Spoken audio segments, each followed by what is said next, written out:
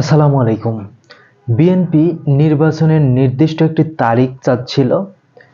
প্রধান উপদেষ্টার প্রেস সচিব শফিকুল ইসলাম উনি কিন্তু একটা নির্দিষ্ট তারিখ দিয়েছে 2026 সালের 30শে জুন আগামী সংসদ নির্বাচন হতে যাচ্ছে। আশা করি বিএনপি এখন খুশি এবং বিএনপি সেভাবে তাদের প্রিপারেশন চালিয়ে নিতে পারবে। বিএনপি যেমন লাফাচ্ছিল যে নির্দিষ্ট একটা তারিখ ঘোষণা করতে হবে, বিএনপি যে বিএনপির যে নেতাকর্মীরা আছে তাদের মাথায় এটা যাচ্ছিল না যে কয়েকটা সংস্কার কমিশন হয়েছে, সেই সংস্কার কমিশনগুলো রিপোর্ট দিবে, রিপোর্টের ভিত্তিতে তাদের সাথে আলোচনা করে নির্বাচনের একটা ডেট সরকার ঘোষণা করবে। তো এটা হচ্ছে সরকারের ইচ্ছা ছিল। তো সরকারের ইচ্ছা থাকার পরও বিএনপি চাচ্ছিল না, কবে নির্বাচন দিবেন তারিখটা বলেন, তারিখটা বললেই তারা খুব ক্লিয়ার হবে। প্রধান উপদেষ্টা বলল যে অল্প সংস্কার হলে হচ্ছে 25 সালের ডিসেম্বরের মধ্যে, আর যদি একটু বড় করে সংস্কার করা হয় তাহলে আরও 6 মাস লাগবে, অর্থাৎ 2026 সালের প্রথম অর্ধে অর্থাৎ জুন মাসের মধ্যেই নির্বাচনটা তারা দিতে পারবে। এরপরে বিএনপির নেতা সালাউদ্দিন আহমেদ উনি বললে যে না, এইভাবে একটা হচ্ছে আইডিয়া দিলে হবে না, একটা নির্দিষ্ট তারিখ দেওয়া উচিত। তো তারিখ দিয়ে দিছে 2026 সালের জুন মাস। সালাউদ্দিন সাহেব আপনি তো খুশি নাকি? আপনাকে খুশি করার জন্যই দিছে।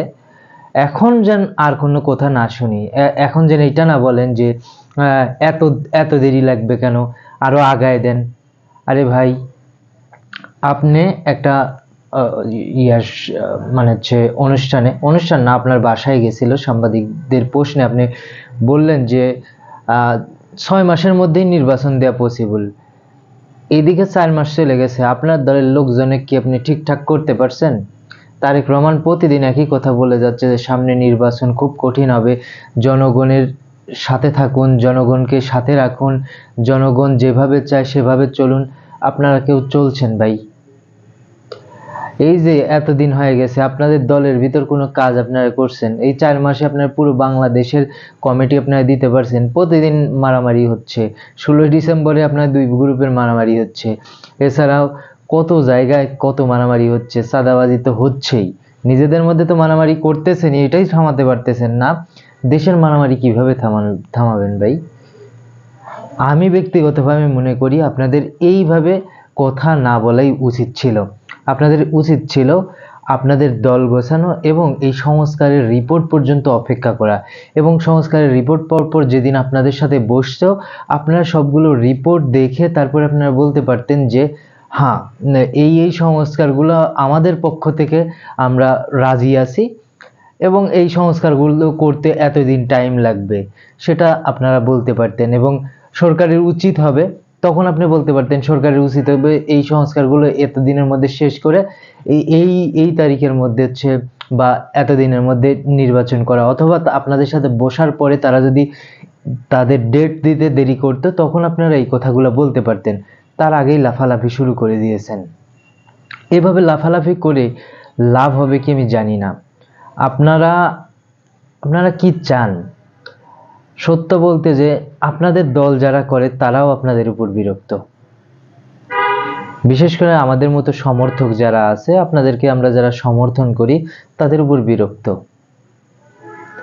আপনারা পাগল হয়ে গেছেন। আরে ভাই, দেশটা চালানোর আগে দেশটা আপনি কি ঠিক করবেন বলেন?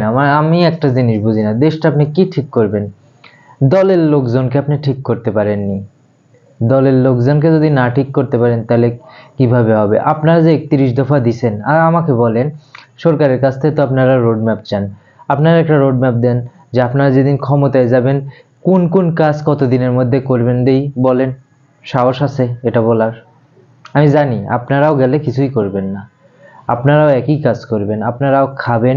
কারণ হচ্ছে বিভিন্ন জায়গায় পত্রপত্রিকায় দেখতেছি না, এই জায়গায় জায়গা দখল করতেছে, ওই জায়গায় জায়গা দখল করতেছে, এই চাঁদাবাজি করতেছে, ওই চাঁদাবাজি করতেছে।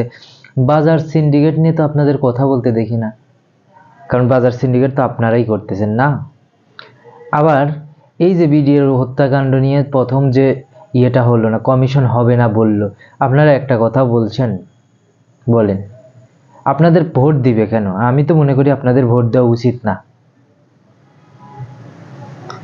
আপনাদের ভোট দেওয়া উচিত না, কারণ আপনারা একটাও ভালো কাজ করতেছেন না।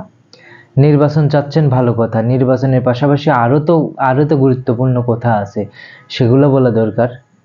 আপনারা বলেন যে আমরা যদি যাই তাহলে এতদিনের মধ্যে এই কমিশন গঠন করব, এতদিনের মধ্যে বিডিআর যে হত্যাকাণ্ড হয়েছে সেটার বিচার আমরা করব, বলেন। সেগুলো কিন্তু আপনারা বলতেছেন না। আপনারা একটা নির্বাচন চাচ্ছেন, শুধু নির্বাচন চাইলে হবে না। আপনারা মানুষকে যে পরিমাণ অত্যাচার করতেছেন, মানুষকে যে পরিমাণ অসন্তোষ করছেন, আপনি বুঝতেছেন না সালাউদ্দিন সাহেব। আপনারা যারা বাংলাদেশে আছেন তারা সঠিকভাবে বুঝতেছেন না। বুঝলে তারেক রহমানের মতো কথাবার্তা বলতেন। তারেক রহমান কিভাবে কথাবার্তা বলতেছে দেখছেন? তার পরিবর্তন, তার চিন্তা ভাবনা দেখছেন, সে কিভাবে চিন্তা করে। আপনাদের সেই চিন্তা ভাবনা দেখি না। যদি আপনারা কোথাও একটা রিক্সাও মানে কাউকে মনে করেন যে একটু হেল্প করবেন, ধরেন 500 টাকা দিয়ে হেল্প করবেন, তাও বলেন যে আমাদের ভারপ্রাপ্ত চেয়ারম্যান তারেক রহমানের নির্দেশে। তার মানে তার নির্দেশ ছাড়া আপনারা একটা কাজও করেন না। যদি এটাই হয় তাহলে চাঁদাবাজি টাদাবাজি সব কি তার নির্দেশেই হচ্ছে? মানে যদি চাঁদাবাজি হয়ে থাকে, যদি আপনারা কাউকে 500 টাকা দান করেন, সেটা যদি তারেক রহমানের নির্দেশে হয়, তাহলে যে চাঁদাবাজি হচ্ছে এটা কার নির্দেশে হচ্ছে? একটা ভালো কাজও তো দেখি না যে হচ্ছে তারেক রহমানের নির্দেশ ছাড়া আপনারা করেন।